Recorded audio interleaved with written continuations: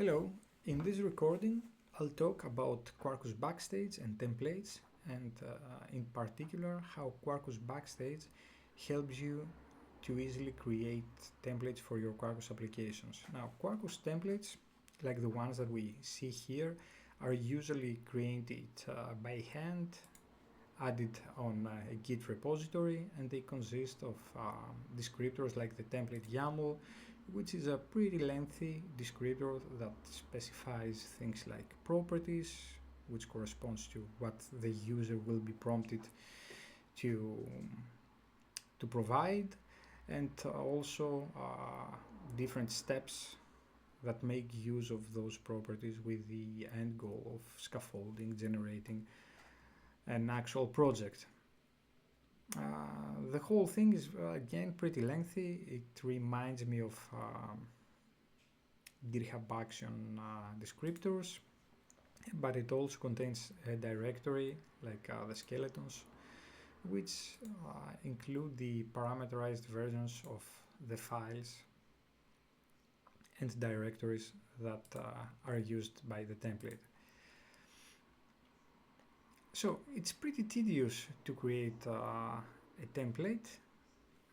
It has to do a lot of manual steps for parameterizing everything, but the worst part is that you're never able to be sure that any given change that you perform to the template will break things or if things will keep on working. And usually, in order to verify that everything is fine, one has to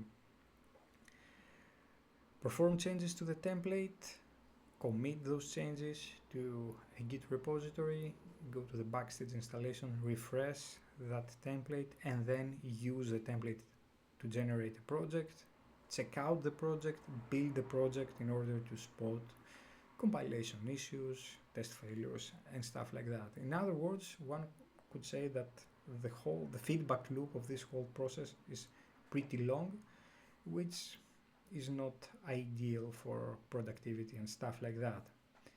Quarkus Backstage reverses the whole process by allowing users to reverse engineer an existing project, a project that they verified that it builds, it compiles, test passes, and stuff like that, and generate a template out of that project. So let's see how this works. Again, using the CLI on the Hello Backstage project, which is what I used in previous recordings. From within that project, I will do a Quarkus Backstage template generate. And when the generation process is done, I expect to find a new folder in the root of my repository called .backstage that, among others, it includes the generated template.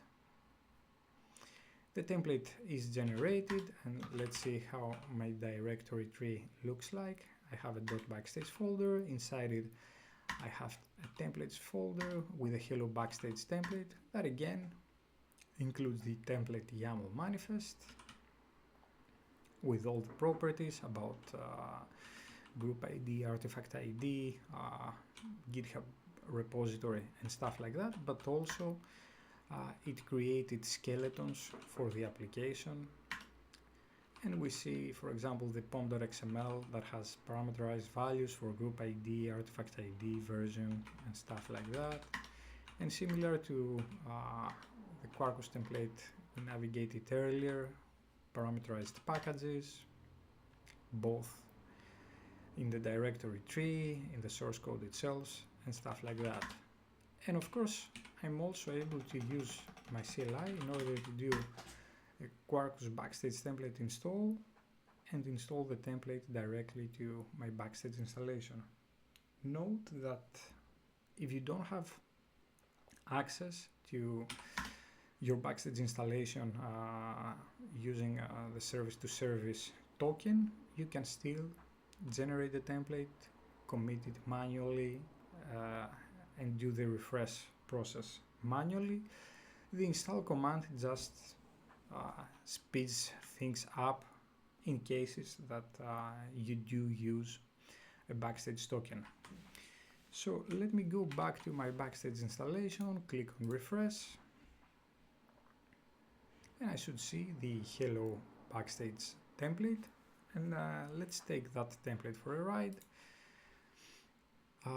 We will create a new backstage application called Quarkus application called my app. I'll go with the default group ID, artifact ID, and version. In the Git, let's say repository configuration, I will just specify my GitHub organization. The name will be my app. By the way, it might be a good idea to verify that I don't already have my app created. Yeah, so I just deleted the existing repository, and I can review, let's say, the properties that I specified, and finally click on create. The application gets scaffolded. The application was published to GitHub, and yes, I think that I'm getting an error because I've already registered the components in a previous run. So maybe I'll go to home. Yes, I had the my app already created, and let me make sure that it gets deleted. Entities delete my app.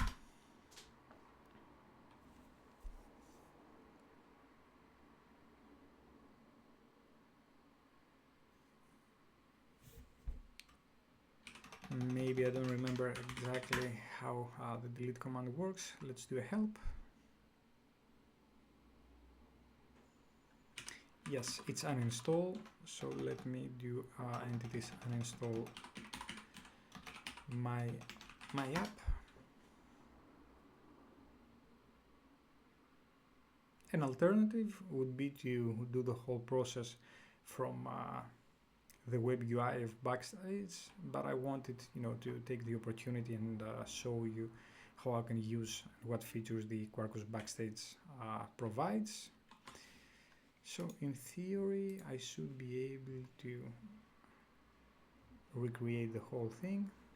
So I'll go create, hello Backstage, next, video channel review, and click on create, and now I get the app.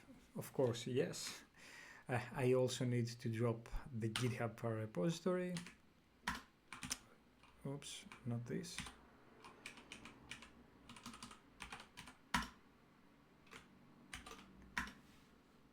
So I'll start over the process, call next,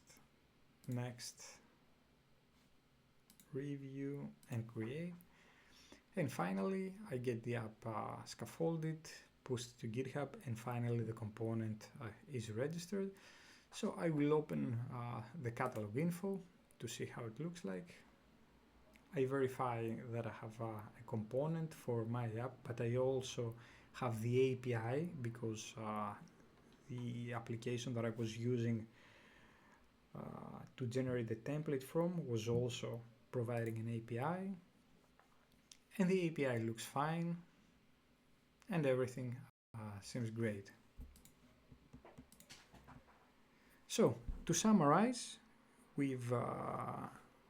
what we've seen in this video is how to use Quarkus Backstage in order to generate a template from an existing application. The main incentive in doing so is that I'm able to code my application, wire everything together, write integration tests, unit tests, everything, and when I'm sure that the app is working exactly as I need it to, I can use the template generation mechanism in order to generate a template for the exact application.